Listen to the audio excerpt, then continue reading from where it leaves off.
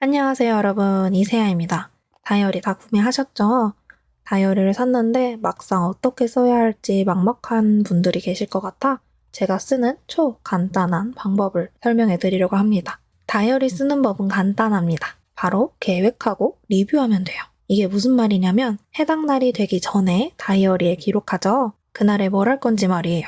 그래서 당일이 되기 전에 하는 기록들을 전부 계획으로 봐요. 시간이 지나서 당일이 되면은 실행했는지 그날의 컨디션, 느낌은 어땠는지 알 수가 있죠. 그렇게 당일 이후에 적는 모든 기록을 리뷰로 보는 겁니다. 이해되셨나요? 자, 그럼 이제 같이 다이어리 쓰러 가봅시다. 먼슬리. 첫 번째는 월간 일정 먼슬리 페이지입니다. 먼슬리는 모든 다이어리 구성이 대부분 이런 형태일 거예요. 일정을 적기 전에 다음과 같은 원칙에 따라 쓰셔야 합니다. 중요한 것부터 적기. 그럼 중요한 게 뭔지부터 정해야 합니다. 중요한 거? 가족? 삐? 아니에요. 여기서 중요한 건 목표를 말하는 거예요. 새해 목표 세우셨잖아요. 그 중에서 1월에 뭘 행동으로 옮길지 차례차례 우선순위를 매기는 겁니다. 쉬워 보이는 게 1순위가 될 수 있고요. 하고 싶은 게 1순위가 될 수도 있어요. 미뤄뒀던 거 이제 더 이상은 안 돼! 한 게 될 수도 있습니다. 저는 건강, 유튜브, 기록, 닦고, 독서 순으로 적었어요. 밑으로 좀 내려와서 목표를 적습니다. 한 달 안에 달성해야 하는 중간 목표를 적는 거예요. 목표도 우선순위 순서랑 맞춰서 적어주세요. 우선순위에서 나온 목표이기 때문에 중복해서 카테고리를 적지 않고 아이콘으로 간단하게 표시해 줍시다. 날짜가 써진 분들은 조금 넘기셔서 일정을 쓰는 단계로 바로 넘어가 주세요. 날짜가 안 적힌 다이어리는 끝에 있는 요일이 몇 번 들어있는지 확인하고 적어주세요.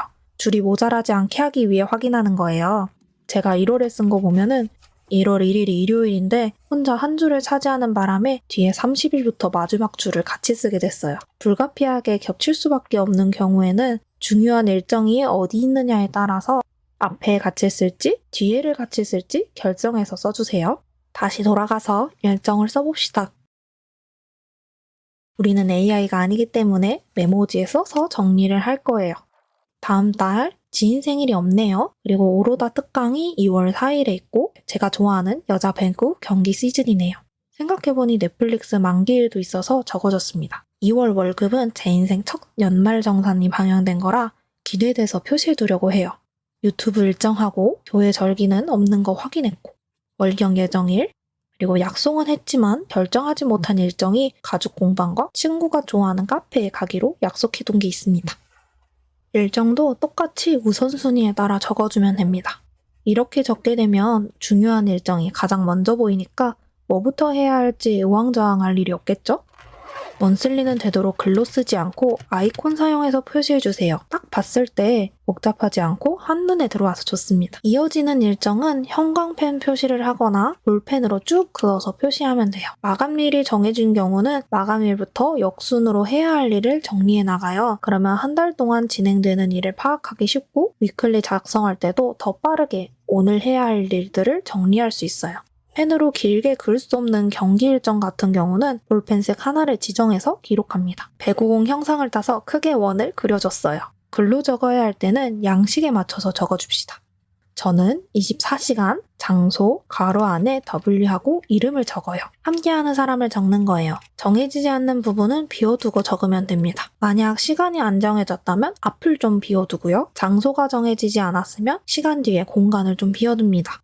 기타 더 적어야 할 사항이 있으면 괄호 뒤에 이어 적어주면 됩니다. 메모 부분에 이달 안에 해야 하지만 언제 할지 정해져 있지 않는 일들을 적어주세요. 정해지지 않는 일들은 여유 있는 날에 해주면 좋습니다. 그리고 일과 개인 일정을 한 다이어리에 같이 쓰고 계신 분은 개인 일정을 우선해서 쓰시길 바래요. 쓰다 보면 일은 이만큼 쓰는데 개인 일정은 요만큼밖에 없어가지고 내 시간이 없는 것 같이 느껴져서 슬프거든요.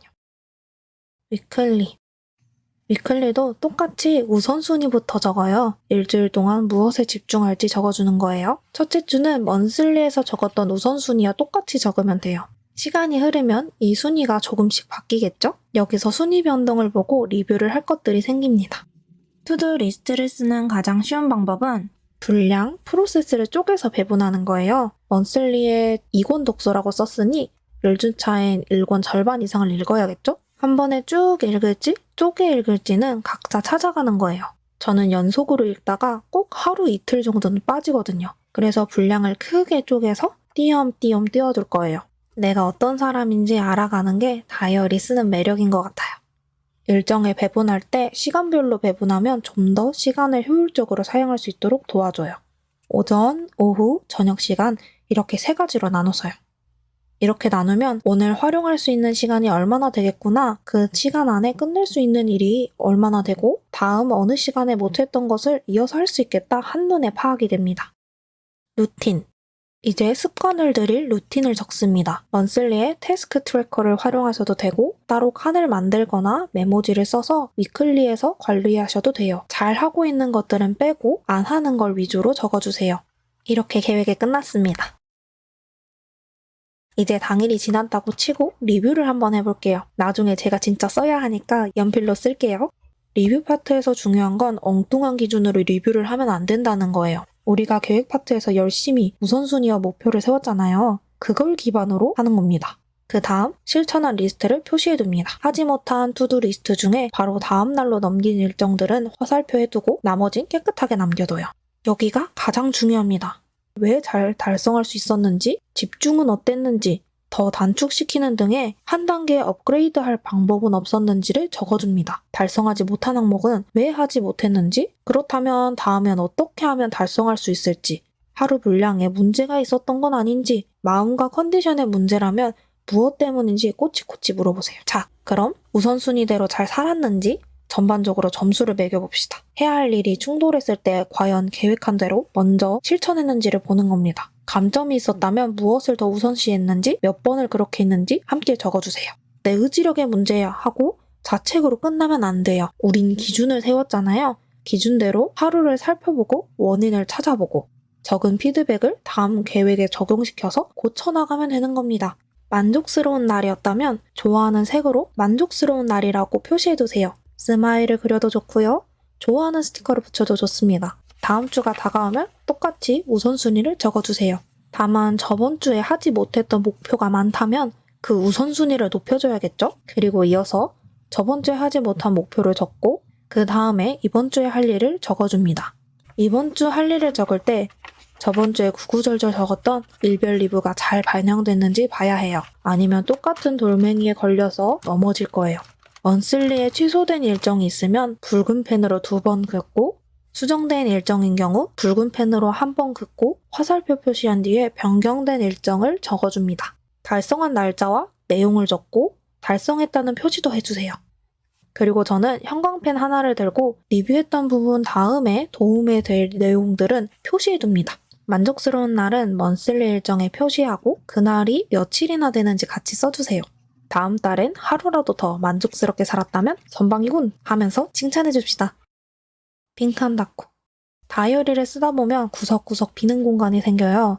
이 부분을 그냥 둬도 마음이 편하신 분들은 넘어가시고 여기도 뭔가 채우고 활용하고 싶다고 생각하는 분들, 그날 컨디션, 날씨, 있었던 일을 그림 일기를 적거나 스티커로 닦고 하면 돼요. 그 밖에 소원 일기, 좋은 글, 시, 가사, 아이디어 노트로 쓰셔도 괜찮고요.